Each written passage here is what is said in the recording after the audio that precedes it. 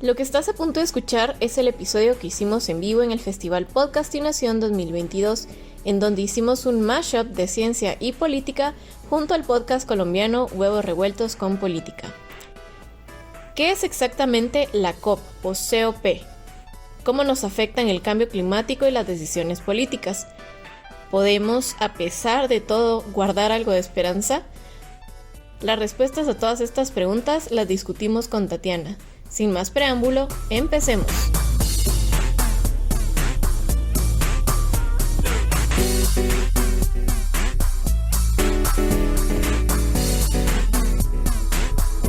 Bienvenidos a un nuevo episodio de Podcastinación. Yo soy Juan Dapo y quiero darles la bienvenida en nombre de todo el equipo de producción del festival. Podcastinación es un esfuerzo colectivo de una comunidad de autores, productores y radioescuchas que crece cada día más en Iberoamérica. Y por supuesto no podía suceder sin su apoyo como asistentes. También le damos las gracias especiales a nuestro patrocinador Podimo. Podimo es la principal plataforma de podcast y audiolibros en español. Podimo apoya Podcastinación con el fin de colaborar con el crecimiento de la industria del audio en América Latina y porque cree que los podcasters son el eslabón más importante en este crecimiento. Puedes escuchar tu podcast favorito en la app o en el navegador. Y si quieres probar Podimo, aprovecha la oferta de 90 días gratis que encontrarás en go.podimo.com/podcastinación. Podimo, la vida es mejor cuando escuchas. Les agradecemos de corazón por estar aquí y por compartir con nosotros otra forma de escuchar.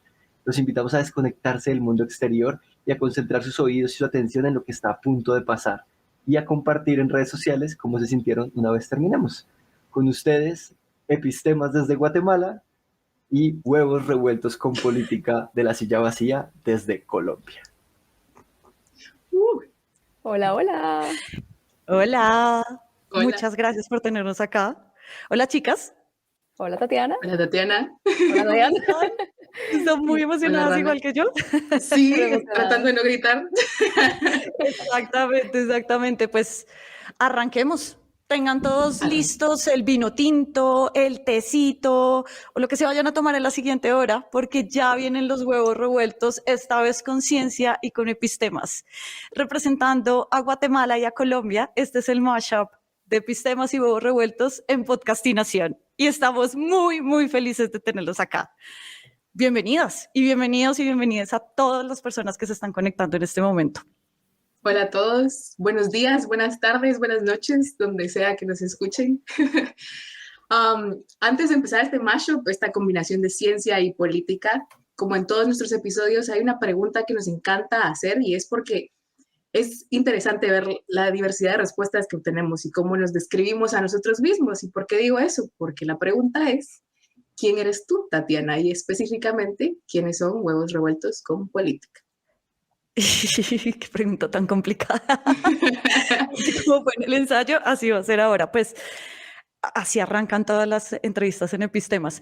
A ver, yo soy colombiana, nací en Bogotá, estudié periodismo y ciencia política y siempre he tenido una curiosidad de explorar diferentes oficios dentro del periodismo. Entonces, he sido productora de radio, fui periodista en un par de diarios, fui jefe de prensa de una entidad estatal y desde muy al inicio de mi carrera la vida me ha encaminado pues en cubrir el poder político, cubriendo presidentes, el Congreso y políticos en general. Yo llegué a la Silla Vacía que se especializa en cubrir este poder desde todos los frentes hace unos 6 años y hace uno creamos esto que son los Huevos Revueltos con Política, que trata de explicar de una forma rápida y sobre todo muy sencilla la política colombiana que nunca tiene un día de descanso. Y en mi vida alterna pues soy amante de las matas, de mi familia, de mi perro que se llama Amadeus y usualmente muchas de mis conversaciones siempre se van hacia una idea de normalizar nuestra salud mental. Y detrás de cámaras de este sueño está acá Fernando Cruz, que es el chef de los huevos. Como tengo un solo micrófono, entonces le voy a pasar así. ¡Tri! Hola, Hola, yo Fernando. soy Fernando. ¿Qué más? Hola, Fernando. ¿Cómo están nuestro equipo de Epistemas? Estoy todo muy bien. feliz de estar por acá. Yo también soy colombiano, soy de Cali, es la capital de la salsa o así la conocen, pero pues yo hace muchos años fracasé como bailarín, entonces no puedo guiarme mucho por ese lado. Hace poco también me gradué como comunicador social y desde que inicié mi carrera siempre me atrajo la radio, solo que en el mundo de los podcasts como que encontré algo en donde expresarme libremente, donde contar lo que quería contar. Y bueno, estoy acá en La Silla Vacía hace más o menos un año, entré como practicante y me quedé como productor de podcast. Ahorita en mi vida alterna, pues me gusta mucho vivir la escena musical de Bogotá, ir a conocer lugares nuevos, ir a conocer personas nuevas y nada, pues contento acá sacando los huevos revueltos adelante. Y en la noche, sobre todo, eso es lo más importante, a cualquier hora. Pero entonces yo les hago la pregunta de vuelta, Dayan y Rana, ¿quiénes son las epistemas? Nunca nos la hacen de vuelta. Hola, Dayan. Y Rana, y Kat, quien es la tercera voz de Epistemas que no nos pudo acompañar hoy. Hola Kat, Kat, cuando ¿cómo sea estás? que pueda ver esto. Y bueno, ¿quién soy yo? ¿Quién es la Rana? En lo que ahorita ya me parece como que fue una vida pasada, estudié biología y ecología acuática, pero realmente llevo los últimos años dedicándome más específicamente en la comunicación científica. Y hace poco empecé a trabajar en el área de comunicación en un startup de tecnología climática aquí en Alemania, en donde vivo. Entonces sí, en efecto es la 1 de la mañana para mí, sí, así de tanto me gustan los podcasts de procrastinación. Y bueno, presento un poquito a Kat, que no pudo estar aquí con nosotras hoy, pero es la tercera de Epistemas. Kat es bioquímica y microbióloga, y entre muchas cosas que hace, se dedica principalmente al área de la biotecnología y microbiología espacial. Es nuestra superestrella espacial, digo yo. Sí. Y eso de que hace muchas cosas es cierto, porque creen que no nos pudo acompañar. Exacto. Bueno, pues yo, igual que Kat, estudié bioquímica y microbiología en Guatemala y actualmente me encuentro en Corea del Sur estudiando una maestría en biología aplicada. Entonces aquí son las 9 de la mañana del miércoles. Saludos desde el futuro. Exacto, son las 2 del mañana. Sí, la verdad es que me llama mucho la atención el tema de la agricultura, pero también un gusto muy reciente de los últimos años ha sido la divulgación científica, y por eso es que conocí a Kat y a la Rana. Pues nos unieron las redes sociales y por nuestra pasión por comunicar ciencia nació nuestro bebé, Epistemas. Epistemas es un podcast en donde buscamos resaltar el trabajo de científicos y científicas de América Latina, de contar sus historias, y no solo eso, sino que demostrar la importancia de la ciencia en nuestro día a día. Y pues hoy estamos muy emocionadas de poder encontrar y compartir entre ambos podcasts cómo la ciencia y la política a veces están más revueltos de lo que realmente pensamos, ¿no? Y es que justamente por eso nos pusimos en esta tarea de hacer un episodio en vivo para Podcastinación en el que se uniera la ciencia y la política, que parecen estar muy lejos, pero van a ver que no tanto. Y nos cayó del cielo justamente la COP27 para hablar de cambio climático, la defensa de la Amazonía, de lo que hablaron y debatieron los presidentes y muchas organizaciones durante la última semana. Pero entonces, antes de arrancar, voy a darle paso a las científicas para que me expliquen entonces qué es la COP y para qué sirve eso, cómo se come. Bueno, en breve, COP significa literalmente conferencia de las partes, pero ¿cómo así las partes? Y no son las partes que tal vez alguien se imaginó por ahí. Las partes se refiere... Gracias. Las partes se refieren a los ahora casi 200 países que forman parte de la Convención Marco de las Naciones Unidas sobre el cambio climático, o UNFCCC por sus siglas en inglés, pero honestamente nadie va a decir ese gran nombre, entonces las conocemos como COP. Las COP se reúnen anualmente desde 1995, principalmente para llegar a acuerdos entre todos los delegados y ministros de todos los países sobre cómo vamos a mitigar y hacerle frente al cambio climático. Y pues este año, justo ahorita mientras hablamos, en Egipto se está llevando a cabo la COP27. COP27, eso quiere decir que llevamos 27 años intentando resolver este gran problema. Bueno, realmente son 27. Realmente son más de 30 años. Aunque sean solo 27 COPs, muchas cosas pasaron antes que eso para establecer estas reuniones anuales. Así que vámonos un poquito más atrás. Algo que no sé ustedes, pero yo todavía crecí escuchando bastante y creo que ahorita se escucha menos o tal vez ya hasta lo hemos dejado en el olvido. Y es algo que fue el preámbulo a estas negociaciones más políticas sobre cambio climático. Y es algo que pasó, vámonos 15 años antes de esta primera COP. Y estoy hablando específicamente del agujero en la capa de ozono. ¿Y claro que sí. Sí, aquí viene yo me acuerdo mucha de eso. historia de la ciencia súper chilera. ¿Chilero es? Chilero es guatemalteco para bacán, chido, chévere. Ah, listo, perfecto. El colombiano de chimbita, o bueno, chévere, sí, listo. Chimbita, bueno, aquí viene Aparte, historia de la chimbita. ciencia chimbita. Bueno, a inicios de los 80, los científicos advirtieron que estaban viendo un agujero sobre la Antártida, específicamente a la altura de nuestra capa de ozono, y que cada primavera veían que se hacía más y más grande. ¿Cómo lo veían? Con imágenes satelitales. Y a veces, Ah, ahorita tal vez no son así como los 80s y satélites, pero sí. O sea, recordemos que en los 80s acababa de terminar la Guerra Fría, que fue esta guerra muy ideológica y una pelea de egos entre Estados Unidos y Rusia, en la que ya teníamos satélites en órbita. Y en los 80s, algunos ya eran de dominio público. Bueno, sus datos ya eran de dominio público. Entonces, estos científicos tenían acceso a esto y se dieron cuenta de eso desde el espacio. Pero también con instrumentos en la Tierra, como los que usamos todavía en áreas como la meteorología, en donde podían estudiar la composición química de la atmósfera. Y se dieron cuenta que este cambio en este agujero que veían expandirse también empezó más o menos cuando empezamos a agregar más de estos compuestos llamados clorofluorocarbonos o los famosos CFCs, que utilizábamos en ese entonces mucho como refrigerantes en aire acondicionado, refrigeradores, aerosoles, etcétera. Y dijeron, bueno, esto es lo más probable, lo que estaba provocando esto de la capa de ozono. Y en ese entonces, algo que hoy nos parece casi utópico, los gobiernos escucharon a los científicos wow. y en 1985 se reunieron en Viena y firmaron la Convención Marco sobre este problema. ¿Qué es la Convención Marco? Básicamente se juntan y dicen, bueno, entendemos, aceptamos que hay un problema y que tenemos que resolverlo juntos. Eso es todo, no pasa nada más, pero por lo menos aceptaron que hay un problema. Y 2 años después, en el 87, se juntan de nuevo en Montreal y sale lo que conocemos como el Protocolo de Montreal, en donde ya establecen el reglamento y se prohíbe a nivel mundial seguir produciendo estos CFCs. En 2 años pasaron de marco a reglamento. Loquísimo. Además que es muchísimo más relevante eso y es un gran logro, tal como decir clorofluorocarbonos y no decirlo de la forma en que yo lo dije.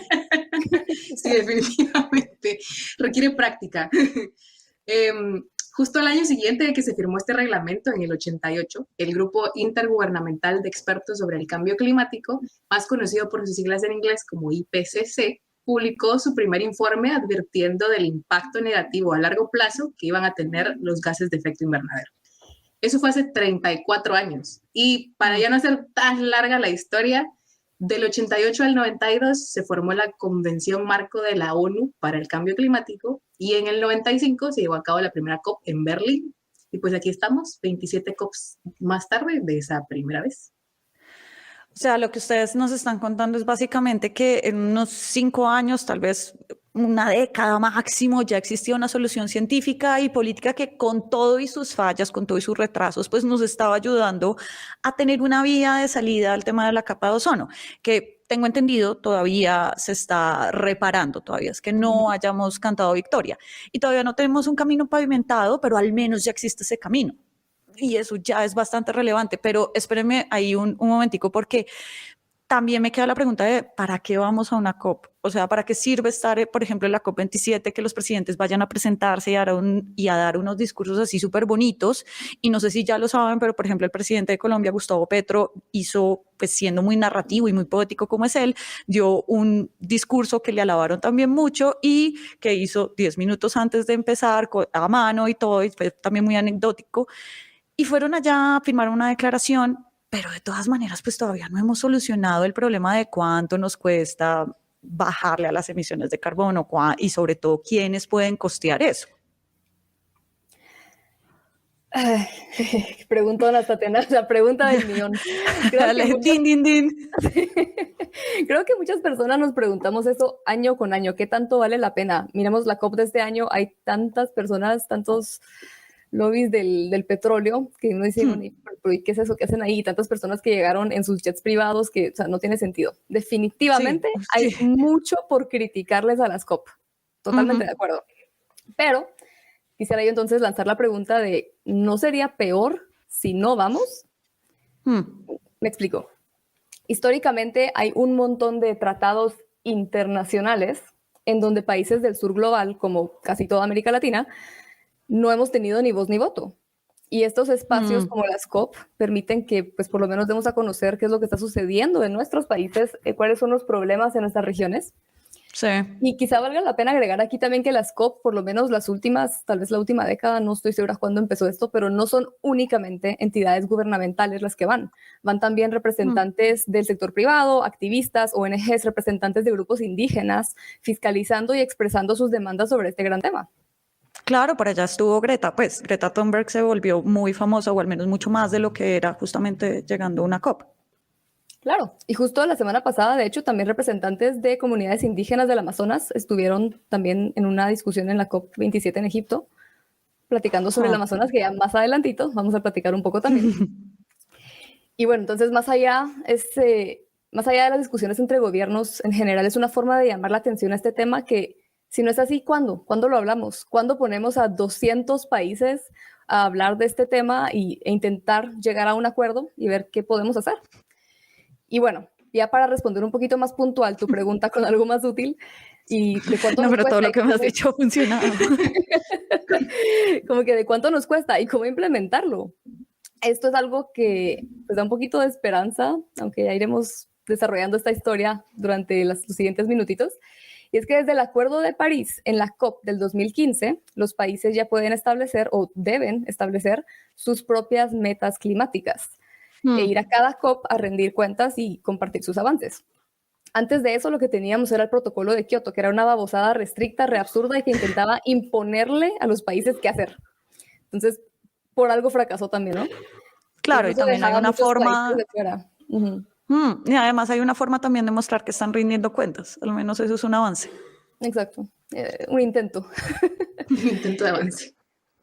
Cabal. Entonces, ahora cada país define sus metas climáticas, pero también en ese Acuerdo de París en el 2015, los países que aportan la mayoría de emisiones de gases de efecto invernadero se comprometieron a apoyar económicamente a aquellos que no lo hacemos. Países como los nuestros, que no tenemos casi nada de la culpa de todo este desastre y somos los más vulnerables a los efectos del cambio climático.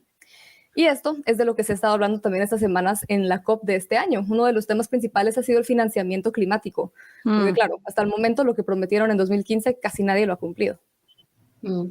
Sí, justamente en estos días representantes de Asia, África y América Latina han estado exigiendo en la COP a los países más desarrollados pagos por pérdidas y daños y financiamiento de las medidas de adaptación al cambio climático, como por ejemplo, y sin complicarnos tanto, programas de reforestación. Ya les vamos a contar más adelante más de eso, pero spoiler, los árboles son una herramienta biotecnológica increíble y lo que tenemos más al alcance para poder absorber dióxido de carbono de nuestra atmósfera. Y eso es algo que aterriza mucho toda esta conversación muy global sobre el tema de cambio climático, y hemos visto lo que justamente ha venido pasando con la Amazonía, que es algo que además de que geográficamente nos une como latinoamericanas y en el continente, es un tema que tiene divisiones políticas en cuanto a cómo se tiene que estar cuidando. No, sí, y lo que pasa es que primero la Amazonía es clave para la adaptación climática. Pero, y aquí es en donde nos perdamos un poco nosotras, Tatiana, tú nos ayudarás. ¿Nos podrías poner al tanto de qué es lo que ha cambiado en los últimos meses con la llegada de nuevos presidentes como lo son Petro en Colombia o Lula en Brasil? ¿Y qué implica esto realmente para la Amazonía y la región? A ver, eso tiene una conversación muy interesante que está ocurriendo ahora sobre cómo se están alineando los astros, muy entre comillas, por decirlo así, en términos políticos, para la conversación de la Amazonía.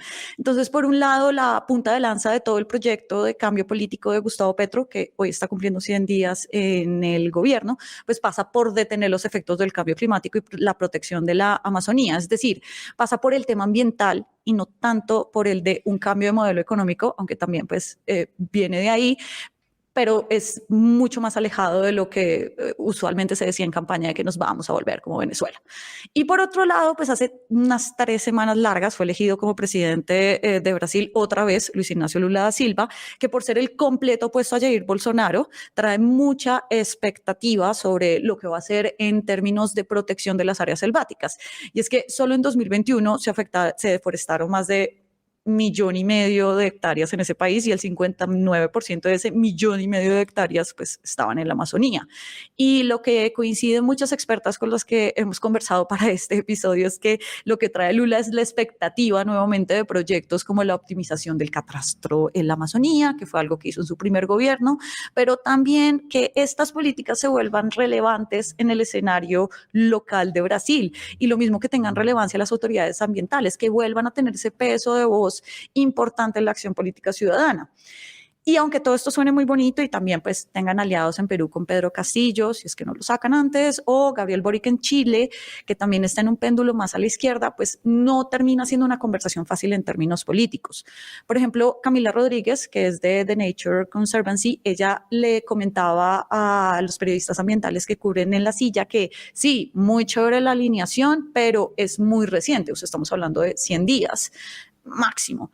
Y, por ejemplo, los africanos, los presidentes africanos van todos como un bloque unido a insistir en estas reuniones ambientales de lo delicado que es el ecosistema que ellos tienen, de lo delicado que es que por un mes falten las lluvias en sus países. Pero en Latinoamérica usualmente tenemos 2 bloques o 2 escenarios de política ambiental. Entonces Perú y Colombia andan por un lado y, por ejemplo, Venezuela, que tiene obvios intereses energéticos y petroleros, van por otro. Entonces, la conversación no es tan fácil como solamente tener, es que todos los presidentes se fueron para la izquierda. No es tan fácil en términos de aterrizaje en el medio ambiente. Y ahora que mencionas eso, a mí siempre me surge la duda con esto en la Amazonía. Digamos, yo pienso en la Amazonía, o creo que cualquiera de nosotros pensamos en la Amazonía, es una cuenca enorme. Abarca 8 países, si no me equivoco. Y, digamos, pensándolo en términos hidrológicos, todo lo que pasa en la parte alta de una cuenca llega eventualmente a la parte baja por pura gravedad, por cómo se mueve un río. Entonces, si los países que están en la parte alta de la cuenca deciden deforestar todo, los países que están en la parte baja de la cuenca van a sufrir todas esas consecuencias en cambio en calidad de agua, etcétera, etcétera. Y mi pregunta es, ¿cómo se maneja la Amazonía en ese sentido? O sea, ¿cada país hace lo que se le da la gana? ¿O quién rinde cuentas de estas consecuencias transfronterizas en la Amazonía? ¿Cómo funciona esto? Pues justamente en una COP, la 25, que fue la que se hizo en Madrid, si no estoy mal, los países de Bolivia, Brasil, Colombia, Ecuador, las Guyanas, Perú y Surinam suscribieron lo que hoy se conoce como el Pacto de Leticia. La idea es tener acciones desde los gobiernos de esos países para proteger el bioma amazónico y justamente enviarse información, porque es clave saber qué es lo que está pasando en un país y en otro, y sobre todo una protección clave a las comunidades que están allí. Puntualmente, por ejemplo, en Colombia y Brasil, las comunidades indígenas, que son las que también al mismo tiempo están protegiendo ese ecosistema. Entonces, esto tiene fondos del Banco Mundial, hay un fondo de multidonantes y acciones conjuntas para atacar lo que ha sido un enorme problema desde 2019 hasta acá, que son los incendios de enormes extensiones en la Amazonía, principalmente, nuevamente, en Colombia y en Brasil. Y es que estos incendios no son utilizados siempre para deforestar. Digamos, hay comunidades que hacen incendios controlados, por ejemplo, para hacer caminos o hacer algún tipo de construcciones, pero con cuidado con el ecosistema. De todos modos, la gran mayoría sí es para cultivos, ganadería extensiva y en el caso de Colombia, cultivos ilícitos de cocaína. Y bueno, para este tipo de cosas, acá en Colombia tomó relevancia principalmente lo que sucedió con el Acuerdo de Paz en 2016. Para no extenderme mucho con el cuento, solamente les dejo un dato. Y es que resulta que antes de que las antiguas FARC dejaran las armas, la guerrilla, era la guerrilla más grande de Colombia, pues tenían en muchas zonas del país, principalmente las selváticas, algo que se llamaba como una especie de manuales ambientales, muy entre comillas. Entonces, los antiguos guerrilleros le exigían a las comunidades no deforestar, no talar, y eso en principio suena preciosísimo, pero no era nada de eso, sino que tenía una razón principal, y es que con lo tupida que era la selva, entre más tupida, pues menos los podían encontrar las autoridades, las fuerzas militares. Entonces, una vez los FARC dejaron los territorios, pues el Estado no llegó como tenía que llegar. Y lo que pasó es que actores de diferentes calados, ya sean disidencias de esta guerrilla, o sea, nuevos grupos armados, o acaparadores de tierras, o de lo que ustedes imaginen, ya no obligaban a mantener estos manuales ambientales, muy entre comillas. Incluso en el Guaviare, que es uno de los departamentos con más zonas selváticas en el país, que queda al sur de Colombia, un jefe disidente llegó a construir toda una carretera para sacar cultivos ilícitos y básicamente lo hizo a punta de deforestación.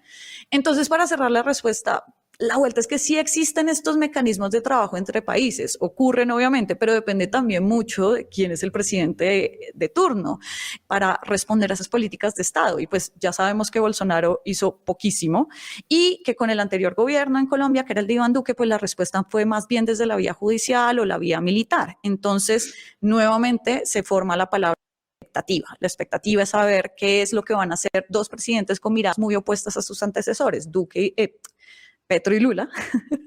Y pues digamos cómo esto lo vienen a llevar al escenario del continente. Y pues, a ver, este es todo como el juego político que aterriza en el contexto ambiental, pero yo prefiero volverles a dar la palabra a ustedes para que ampliemos la conversación en algo que yo sí no conozco, y es cómo lo que determina esta gente, estos presidentes que les he venido hablando, pues cómo lo que ellos hacen determina lo que en el colegio a mí me decían que era el pulmón del mundo. El pulmón del mundo. Sí, yo creo que todos lo conocimos inicialmente como con esa descripción, ¿no? El pulmón del mundo.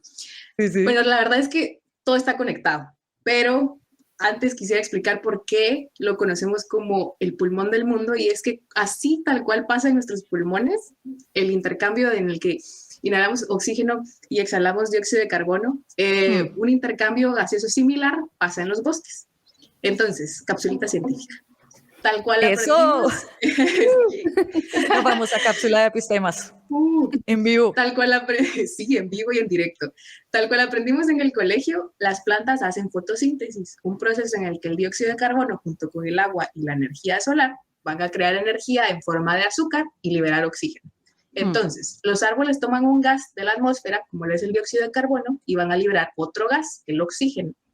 Un intercambio gaseoso que ocurre todo el tiempo, siempre y cuando mantengamos esos bosques. Ahora, sí, esa es la clave, el ingrediente secreto. Pero eso es por una parte. Como sabemos, nuestra atmósfera es una combinación de gases. Entonces, como son gases, no va a ser estática, sino que se encuentra en constante movimiento. Gracias a la rotación de la Tierra, porque recordemos que la Tierra no es plana. Otra por favor. Clave saber eso. Sí, la Tierra no es plana, entonces se mantiene en rotación, y esa rotación más las diferencias de temperatura de los polos al ecuador van a crear las corrientes atmosféricas. Ahora, imaginemos que esa masa de aire, esa corriente llega a una masa continental y hay dos escenarios: se topa con una ciudad o se topa con un bosque. Entonces el camino que puede tomar esa corriente de aire va a ser distinto si se topa con un bosque o una ciudad. ¿Por qué? Creo que todos estamos de acuerdo que estar a la sombra de un árbol, rodeados de área verde, es súper fresco, o más, o sea, 1000 veces más refrescante que estar a la sombra de un edificio rodeados de asfalto, ¿no? Pues podríamos decir que de cierta forma la Amazonía tiene el efecto de ese arbolito en el que nos ponemos a tomar la sombra, pero a nivel global. Entonces contribuye de esa forma a la regulación climática. Nuestras corrientes, por ponerlo de una forma, están acostumbradas a que tengamos bosques y a que cierta meteorología se dé. Pero si en lugar de bosques hay más ciudades, esa meteorología que conocemos va a cambiar. Difícil. Eso por una parte. Por otro lado, tenemos el hecho de que es un bosque tropical, y específicamente los bosques tropicales son más eficientes en la absorción de carbono. Y por eso el especial interés global hacia la Amazonía, porque, como les mencionamos antes, los bosques son reguladores de desastre, perdón, los bosques son los mejores captores de dióxido de carbono. Los árboles son las herramientas más importantes que tenemos para poder capturar el dióxido de carbono de la atmósfera. Pero además de que contribuyen a regular desastres naturales. Entonces, lo que pasa es que necesitamos reforestar y mantener esos bosques, y para eso necesitamos trabajo, necesitamos agricultores, guardabosques y muchos recursos, y eso es lo complicado, ¿no?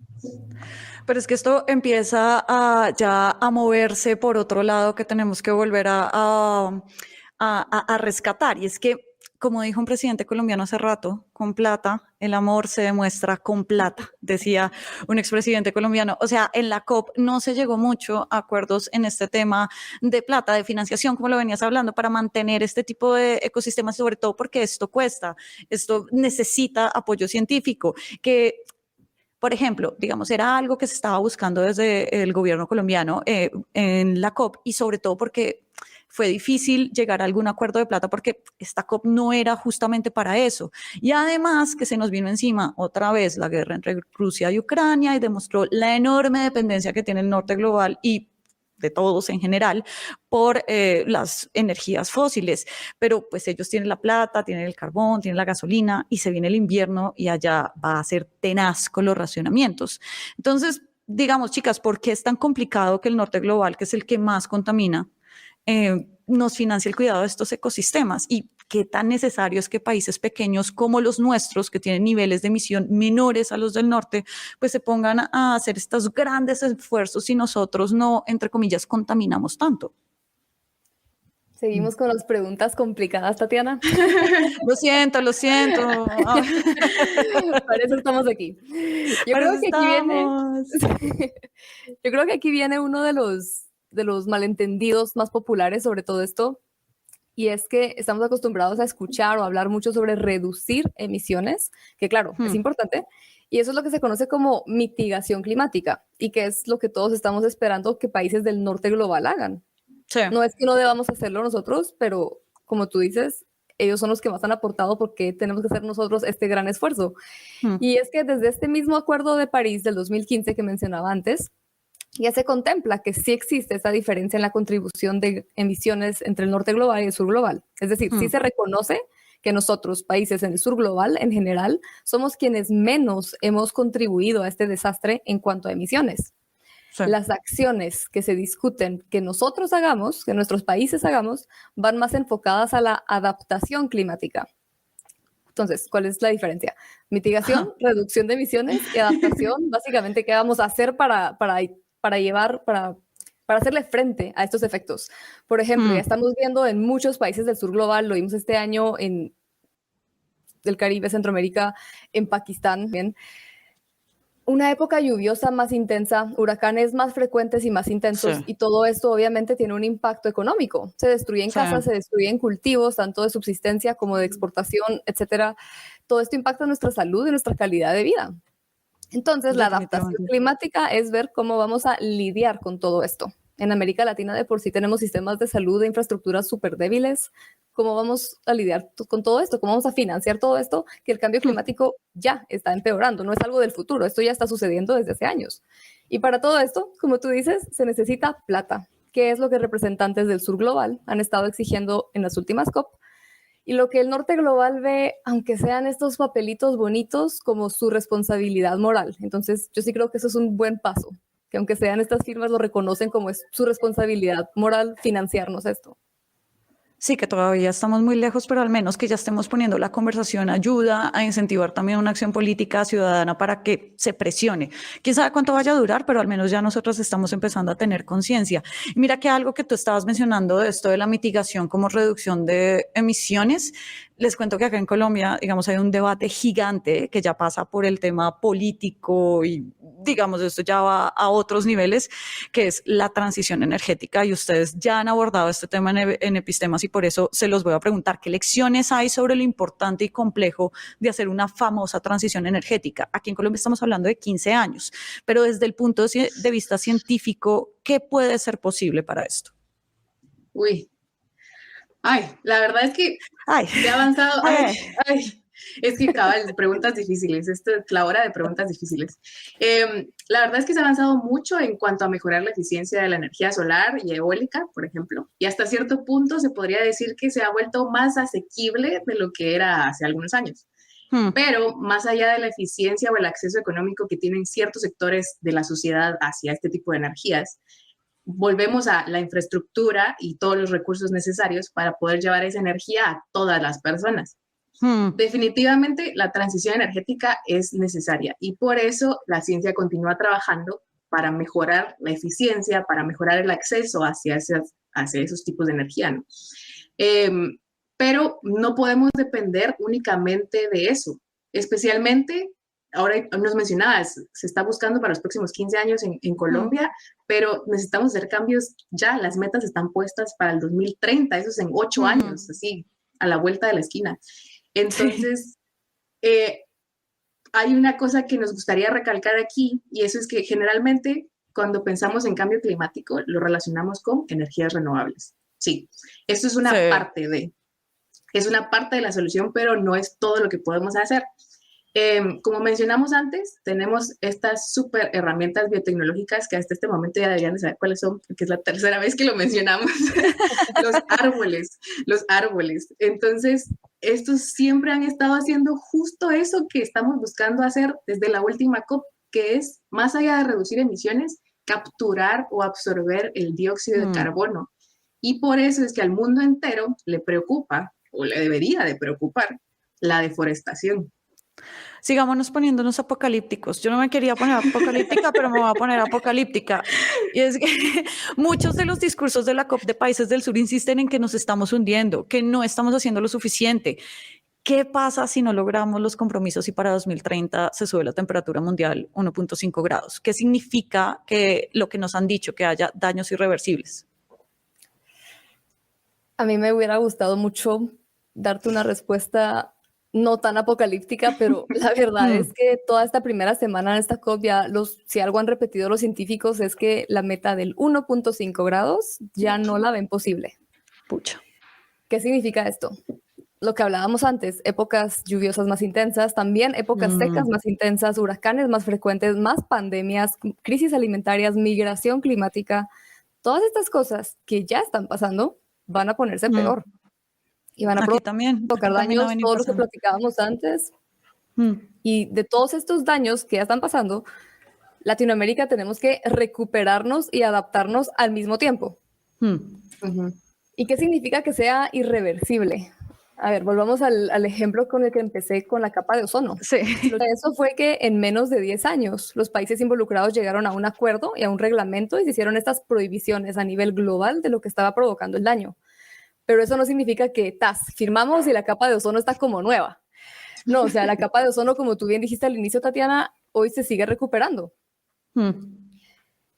Y lo mismo es con el cambio climático. O sea, digamos, todo lo que hemos saturado, por así decirlo, a lo que se refiere a esta irreversibilidad es que el tiempo en el que va a tardar en desaturarse todos los distintos sistemas que hemos afectado es mucho más allá que un tiempo de vida humano. Entonces, no estamos para verlo, no vamos a revertir todo esto en 1 año, en 2 años. Por eso es que las acciones importan hoy, porque nos va a tomar un tiempo en empezar a ver estos efectos. Definitivamente. Entonces, dale. No, sí. Es que quería comentar, no hace mucho tuvimos una entrevista con el ingeniero José Carlos Borrallo, que van a poder escuchar próximamente en nuestro podcast. Y en esa mencionaba que a veces algunos componentes electrónicos se estresaban, literal lo dijo así, se estresan, y yo así personalmente me quedé un poco confundida, ¿no? O sea, ¿cómo así que un componente electrónico se va a estresar como yo me estreso? Y entonces nos mencionaba que lo que pasaba es que este componente llegaba a su límite, se sobrecalentaba, empezaba a fallar, tenía muchos errores, ya no funcionaba de la mejor forma posible.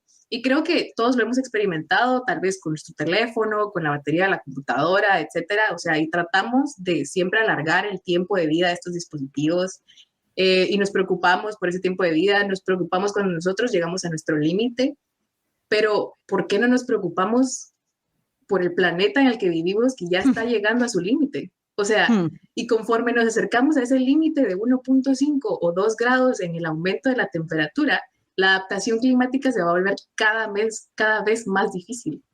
Lo que ustedes están contando es muy evidente de lo que está ocurriendo en Colombia. Aquí estamos ya hablando de 496,000 personas afectadas por la actual temporada de lluvias, cosa que hace 10 años, se los juro, que no pasaba con esta frecuencia. Y hace apenas 2 años en San Andrés, que son las islas colombianas, hubo el primer huracán categoría 5 en la historia que destruyó Providencia, que es una de esas islas de ese archipiélago. Pero hay una cosa que me parece muy complicada durante el 1 a 1 que uno puede estar conversando con la gente, y es que cada vez más me encuentro con personas que desde sus estudios, desde lo que saben, me dicen, yo no tengo tan claro que el cambio climático sea algo que solo esté pasando ahora o si es algo que cíclicamente pasa en la historia. Y yo como que no me quedo, o yo me quedo como sin argumentos para contrarrestar ese tipo de palabras, y es como tonto lo que voy a preguntar, pero yo cómo puedo percibir que existe el cambio climático de verdad. No hay preguntas tontas, Tatiana. Todo se No vale. las hay.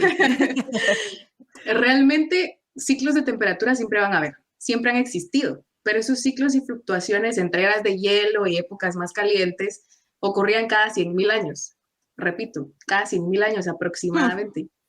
Nunca se había visto un cambio tan drástico en la temperatura como el que provocamos gracias a nuestra adicción a los combustibles fósiles. Ahora alcanzamos este cambio en menos de 3 siglos, de 10.000 años a 3 siglos. Aceleramos ese proceso y eso es el cambio climático. De hecho, en uno de nuestros episodios de Epistemas también, que ya pueden escuchar, ya lleva algunos meses, con el biólogo Alejandro Santizo. Él trabaja específicamente en adaptación basada en ecosistemas y él nos recordaba lo desconectados que estamos hoy, en especial quienes vivimos en ciudades, de la naturaleza. Vivimos entre este ajetreo diario y que el trabajo y el tráfico y estar caminando con el celular, que ya no nos damos cuenta de pequeñas cositas que tal vez harían que nos demos cuenta de que el cambio climático ya está aquí, mucho más obvio. Sí. Y nos contaba que en contraste, cuando él hablaba con los agricultores con los que trabaja, por ejemplo, estas personas están día a día pendientes y dependientes del sol, de la lluvia, de la temperatura. Entonces sí que se dan cuenta, se han dado cuenta, para estas personas el cambio climático no les queda duda que esto está sucediendo. Entonces, no importa, en términos de agricultura, no importa la cantidad de fertilizantes, irrigación o demás estrategias que quieras, si no hacemos nada al respecto del cambio climático, hoy toda nuestra seguridad alimentaria peligra. Se preguntarán ahorita por qué de repente algunas cosas están más caras. Esto es en parte también por el cambio climático. Y entonces, creo que el mensaje que quiero dar es: reconectemos con la naturaleza. Eso es lo que nos falta, y ahí todo se va a hacer más obvio. Me parece muy relevante que traigas a colación el trabajo que se realiza en el campo, porque Colombia tiene extensiones rurales gigantes y el país cada vez es más urbano desde hace al menos unos 40, 50 años, como ocurre en todo el mundo. Y el lío ahora es que no hay tanta gente joven que realmente se interese por trabajar en este tema y en el tema rural, no solamente en términos de productividad, sino también en cuidar la tierra. Pero volvamos al tema del cambio climático, porque si hay algo que es la mamá de las fake news y de todo lo que ocurre en desinformación, es la existencia o no del cambio climático. Y me parece, y hay toda una impresión de que hay todo un sistema de cultura, de identidades que están muy atadas a este sistema de creencias de falsas noticias. Y como les dije, pues la mamá de las fake news es el cambio climático. Por eso les traje aquí a María José Echeverry, que es una de las chequeadoras de datos de La Silla y de la alianza de Latam Chequea con Facebook, y vino a contarnos las más comunes y qué les parece si ustedes también nos ayudan a desmentir estas falsedades. Voy a pasarte el micrófono otra vez así, porque estamos acá así, te vas a juntar aquí conmigo. Hola a todos, gracias por la invitación, muy feliz de estar acá. Y Hola. bueno, ya que estamos hablando, metamos de una vez en este tema. Sí. Porque el tiempo corre. Y primero, yo diría que hay dos tipos de corrientes en este tema, en las fake news alrededor del cambio climático. Una es el negacionismo disfrazado y otra es esta que minimiza la lucha contra el cambio climático.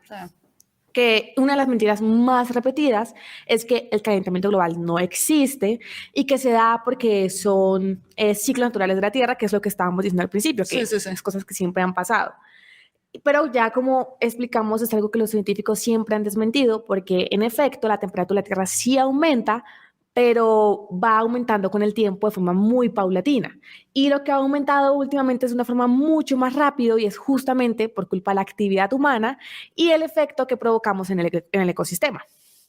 Otra mentira muy común es que nosotros los seres humanos no somos causantes del cambio climático.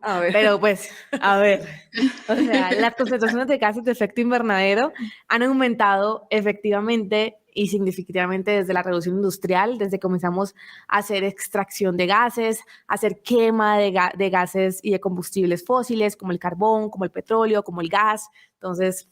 Sí, es justo lo que platicábamos antes, ¿no? Y ahorita que mencionas las concentraciones de gases de efecto invernadero, hay científicos que estudian la composición de la atmósfera en el pasado, la composición química de la atmósfera en el pasado, y la estudian en el presente, hacen esas comparaciones. Eso es algo que se puede hacer con estudios de suelo o sedimentos, por ejemplo. Y esa distinta composición, o sea, es muy distinta, y por eso es que nos damos cuenta de que realmente tenemos una influencia en el cambio climático. Exacto, y es que justamente en ese contexto o negacionismo del cambio climático es que está ese falso dilema de cuidar el planeta versus meterse en el sistema económico, que eso se vio mucho con el COVID y pues es algo que necesitamos contaminar un poco. Sí, pero es que, ¿y qué sistema económico va a existir si nos acabamos todo? Pero la pregunta en serio, como dices María José, es un falso dilema. O sea, no es o la una o la otra. Si nuestros recursos naturales también son parte de este sistema económico, son materias primas, son servicios ecosistémicos que nos benefician a diario. Y o sea, sin eso no tenemos lo otro. Así como aprendimos en el mashup anterior con The Supply Chainers, es parte de la cadena de suministro. Sí. Exacto. No, y es que también ahí justamente se viene lo que es la ridiculización de los ambientalistas, como Greta Thunberg, que hablamos al principio, que es esta estrategia política que ha sido usada por muchos políticos como Jair Bolsonaro y Donald Trump. Los campeones mundiales de la desinformación, María José, ¿qué han dicho? Bueno, eso sí es como una vara altísima, muy difícil de superar, pero estos políticos, por ejemplo, han usado este discurso negacionista hasta con ideas que no tienen ningún fundamento. O sea, se levantan y dicen, esto debe ser así. Y, por ejemplo, en 2019, Trump ponía trinos que decían que dónde estaba el calentamiento global si en el país había una ola de frío, que dónde estaba el calor. Entonces, o también, por ejemplo, dijo que el concepto del calentamiento global fue creado por los chinos para ponerle fin ponerle fin a la fabricación de Estados Unidos y hacerla menos competitiva, o sea, como una arma mala de China contra Estados Unidos. Sí, por ahí por 2019 Bolsonaro también estaba culpando a Leonardo DiCaprio de quemar la Amazonía, ¿no? Leonardo DiCaprio. Bueno, pero María José, hay una cosa que sí es muy clave y es como estos sistemas de creencias se mueven también en redes sociales y yo quisiera como entender un poquito si ustedes ya hacen esta unión con Facebook, ¿por qué estas comunicaciones falsas se siguen moviendo en redes? ¿Qué es lo que hacen que se mantenga viva una cadena falsa? Bueno, es que también la información se mueve de muchas formas y bajo muchas burbujas ideológicas. Usualmente circulan redes cerradas, que es donde hay menos acceso público ilimitado, que es como Telegram, como el grupo de la familia. Está el tío que tiene WhatsApp, pero no tiene cuenta de Facebook. Entonces la información se mantiene ahí condensada. Pero también se mueven redes de mayor acceso, como lo es Twitter y lo es Facebook, y lo hacen transformando las palabras para que los códigos, para engañar el algoritmo y que no entiendan los códigos que están usando. Por ejemplo, durante la pandemia era muy común que cuando hablaban de vacunación cambiaban las As de la palabra vacunación, cambiaban las As por 4. De esa forma, el algoritmo no va a saber que estamos hablando de vacunación, sino de otra cosa. Y pues así evitan que las publicaciones sean sancionadas o bajadas o que se les baje su capacidad de impacto. Wow. Majo, gracias. Wow. Gracias. Muchas gracias. A ustedes.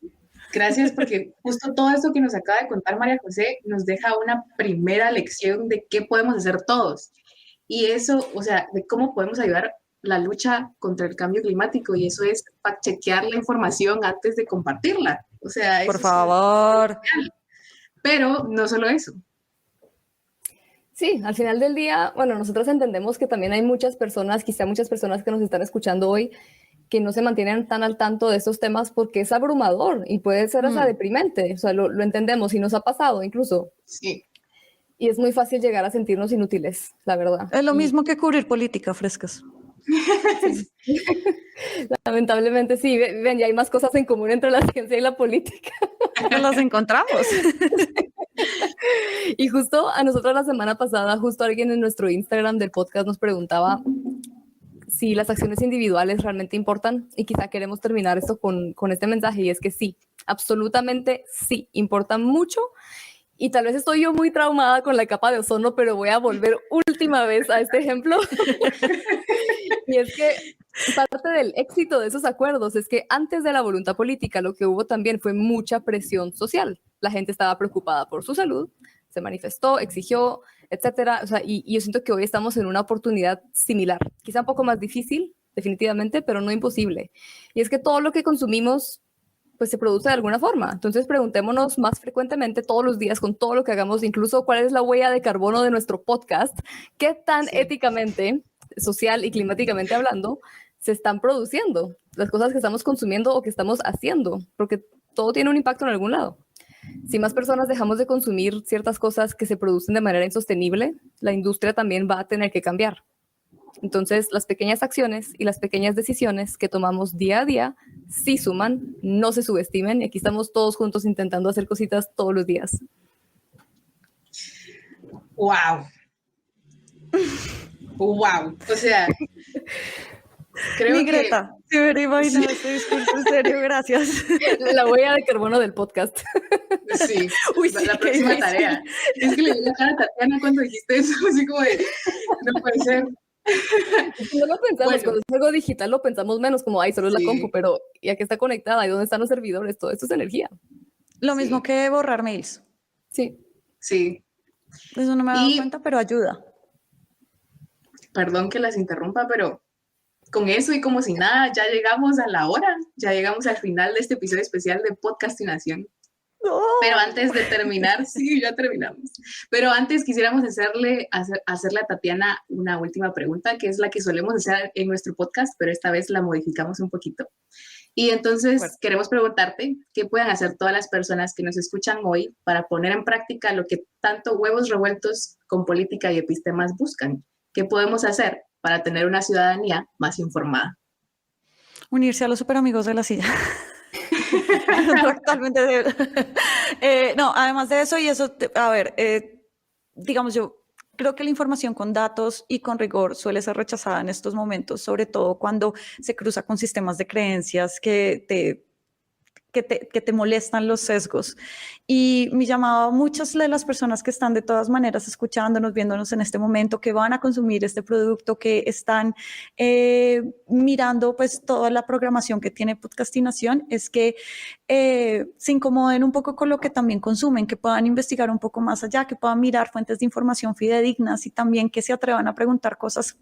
No hay preguntas tontas, como estábamos hablando, y que sean críticos en sus posturas personales y políticas. Y algo que siempre decíamos en época electoral, que fue como arrancó Huevos Revueltos con Política, es como, pucha, uno no escoge presidente, congresista, representante, alcalde, como si uno estuviese escogiendo novio, porque no estamos escogiendo una pareja en elecciones, sino estamos escogiendo un político, estamos escogiendo a alguien que tiene el deber de cumplir un programa de gobierno y unas promesas que nos hicieron. Y a esa gente hay que hacerle seguimiento. Lo mismo que ocurre con temas científicos, hay que hacerle seguimiento a lo que realmente nos están prometiendo desde la política pública para mejorar el planeta, para realmente cuidar lo que estamos haciendo. Y lo que está diciendo Rana ahorita, las buenas acciones cuentan, cualquier cosa chiquita cuentan. Yo les quiero contar que desde que adopté a mi perro es que me he vuelto mucho más consciente del reciclaje. A mí antes me parecía como cualquier cosa, lo puedo reciclar desde en la oficina y ya pasó, pero la cantidad de basura que uno puede producir diariamente es vasta y sí hay que mirar en pequeñas acciones y ser muy críticos con lo que nos rodea. Totalmente. Nada más que agregar. Ese es el último mensaje con el que todos se tienen que quedar. Y ya para cerrar, pues esperamos haber despertado más su curiosidad a quienes nos escuchan y haberles dejado claro que la ciencia y la política están revueltas. Sí. Y que sus decisiones importan.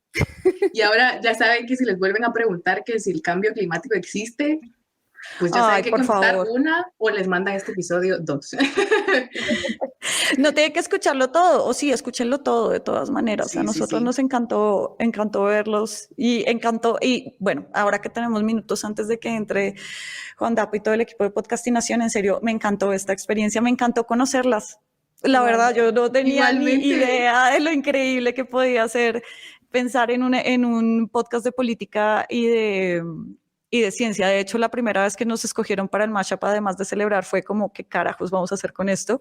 Pero realmente fue muy, muy, muy sencillo. Entonces, fue genial que pudiéramos estar con ustedes. Sí, estuvo increíble, igualmente, la verdad. ¡Ay, hola! Hola, ¿cómo qué? ¿Por qué estás pensando en podcastinación? Por Dios. Muchísimas gracias, Dayan, Rana, Tatiana, de Epistemas y de Huevos Revueltos con Política, por este show y este lindo mensaje también. Fue increíble, fue maravilloso lo que acabamos de escuchar. Increíble, de verdad. Escuchen todo el capítulo, mándenselo, compártanlo a todo el mundo, a todos los que no pudieron acompañarnos en vivo hoy. Quería preguntarles cuáles son sus redes sociales, en dónde las pueden seguir.